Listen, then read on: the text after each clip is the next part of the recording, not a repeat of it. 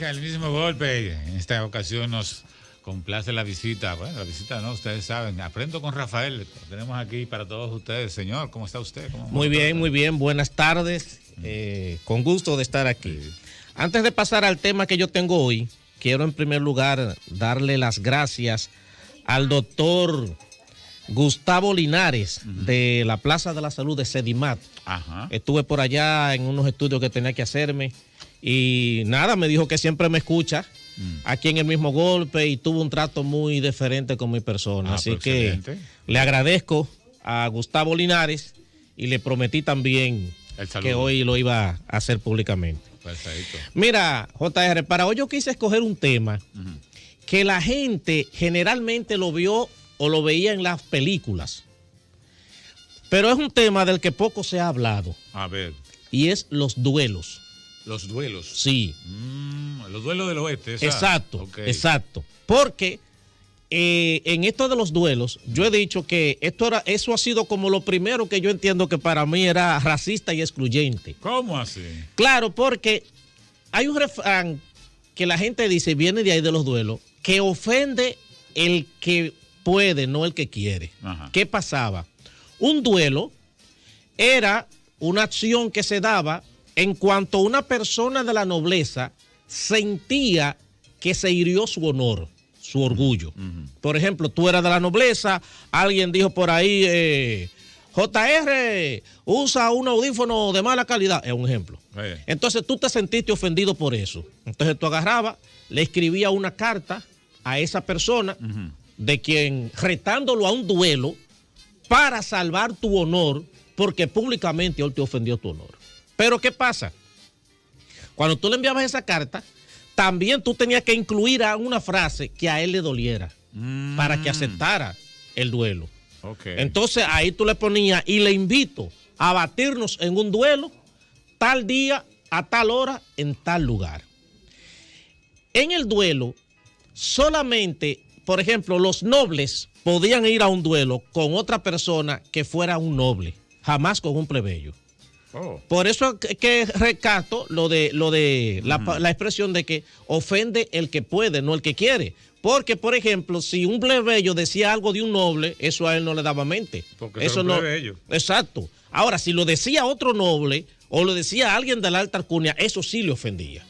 Entonces ahí se citaban a un duelo. El otro, entonces, lo que debía hacer era escribirle aceptando o no el duelo. Ahora vamos. ¿Cuáles eran las reglas que habían para un duelo? Las reglas eran, en primer lugar, ambos tenían que definir si el duelo iba a ser con espada, con sable o si con pistola. Entonces, una vez se definía el arma con la que se iba a hacer el duelo, tenían que escoger a una persona que iba a servir de testigo en el duelo, cada uno.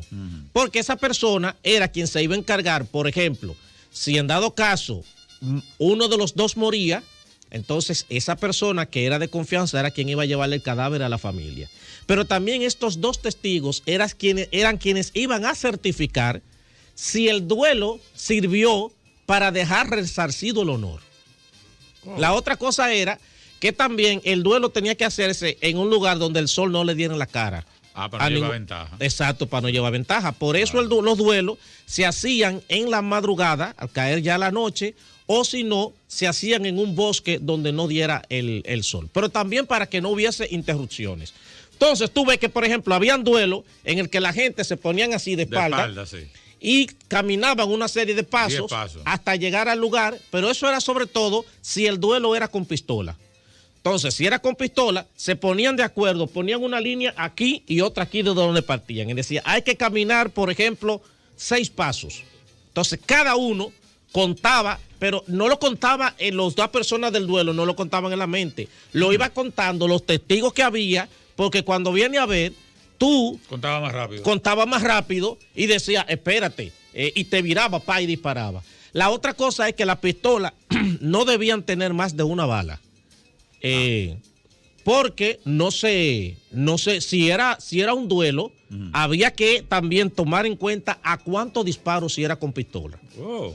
Sí, entonces si era a un disparo, no debía tener más de una bala. ¿Cuáles eran los tipos de duelos que habían? Había un duelo, lo que le llamaban el duelo a sangre. ¿En qué consistía el duelo a sangre? Simplemente que con el hecho de que la otra persona te haya herido y tú botaste sangre, con eso tú... Hasta ahí llegó. Exacto, con eso tú sentías resarcido tu honor. Incluso hay que decir que en la mayoría de los duelos la gente no moría, no se mataban, sino que casi siempre, por lo menos el 90% de los duelos eran a sangre. Había un herido. Exacto. Entonces también estaban los duelos a muerte. Entonces en los duelos a muerte era hasta que se matara uno de los dos. Si era con espada, se fajaban a espada hasta que se mataran uno de los dos. Si era con bala, por ejemplo, entonces, por eso si el duelo era muerte, si la pistola podía tener más de una bala, porque posiblemente con una sola bala tú no mataras a la otra persona. Entonces, cuando tú lo matabas, ahí terminaba el duelo. Eso eran fundamentalmente los dos tipos de duelo que habían. Pero que había también la modalidad en cuanto al reto para el duelo, que se le daba una galleta con un pañuelo, con unos guantes. Sí, pero eso era sobre todo para que la persona lo aceptara en el duelo, porque también tenía que hacer algo que hiriera el honor de la persona a quien se citaba a un duelo. Ya luego, si era muerte, cualquiera de las dos personas que moría, ahí hubo gente entonces que ganó fama en esa cuestión de los duelos, porque cuando eran a muerte no todo el mundo tenía la habilidad con la espada para llegar al punto de matar a otra persona. Por eso lo que hacían era que los duelos eran los caballeros, que los caballeros eran la gente que estaban para que sabían manejar el arma y todo ese tipo de cosas. Entonces, ¿qué hacían a veces gente de la nobleza? Decía, por ejemplo, a JR, yo le decía, te reto a un duelo porque usted dijo que mi camisa no era una camisa de paca. Ok. Entonces, ¿qué pasa? Y el duelo es a espada.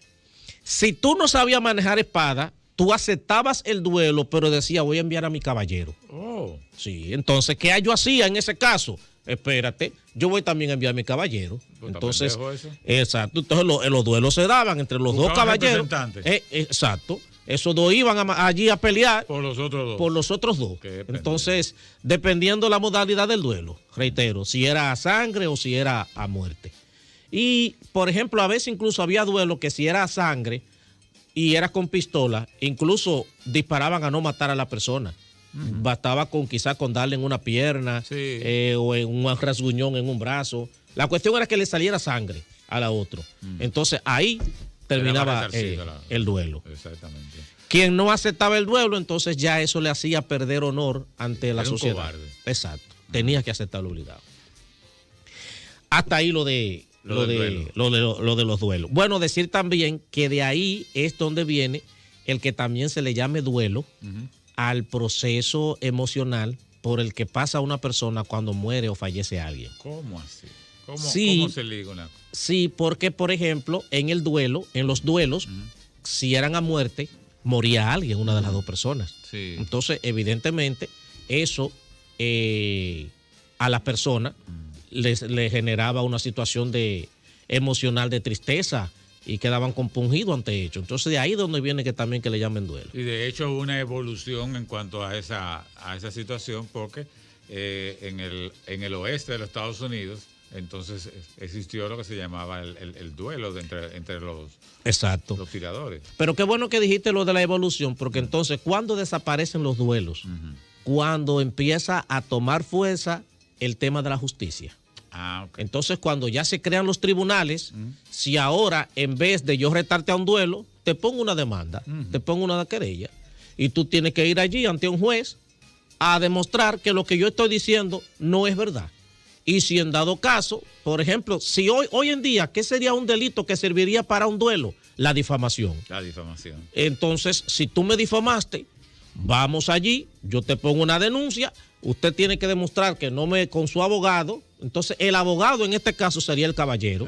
Que vaya a defenderte a ti, y yo, el abogado que yo llevo sería mi caballero que vaya a defenderme a mí en ese espacio. Entonces, los juicios, que es también donde una de las partes donde van a tener origen la oratoria, en lo que tenía que ver con los discursos en los tribunales, porque ahí para poder defender cada quien tenía que empezar a argumentar las cosas. Entonces, eso es lo que va a terminar con la práctica de los duelos. Antes de concluir, quiero decir, hoy el sacerdote Arismendi, que fue donde se entregó este señor que ha confesado de haber asesinado a Orlando Jorge Mera, él salió, fue a interrogar en Procuraduría. Cuando sale, la prensa lo aborda, pidiendo una información de él. Él no dio declaraciones a la prensa. Mucha gente se molestó. ¿Y por qué el padre no dice nada si él es el que tiene cosas? Miren, yo quiero aclarar algo ahí. Hay una cosa que se llama sigilo sacramental, que es lo que tienen que guardar los sacerdotes cuando se dice algo en forma de confesión. Jamás un sacerdote puede confesar nada que se le haya dicho, aunque claro está, en el caso de él posiblemente él no entrará ahí para confesarse. Llegó a la iglesia buscando protección. Pero no sabemos qué cosas habrá dicho él en calidad de confesión y qué cosa dijo en calidad de que se le proteja la vida. Entonces, por eso hay que también entender la posición del sacerdote en eso. Bueno, perfecto. Ahí está la información, reacciones inmediatamente. Bueno, los amigos que quieran tener más información con Aprendo con Rafael. En Instagram pueden seguirnos, @AprendoConRafael. Ahí publicamos una cápsula muy interesante. No voy a decir de qué se trata porque es un tema un poco elevado de tono. Bueno, creo que se puede decir. ¿Por qué le llaman 69 a una posición sexual? Exacto. Entre a mi Instagram, Aprendo con Rafael, y yo lo voy a saber por qué. Bueno, ya lo saben. Continuamos con más. Es el mismo golpe. Síguenos en las redes sociales. Búscanos @Sol1065 FM. Lo mejor de nuestro contenido más cerca de ti. Sol 106.5. Una estación RCC Miria.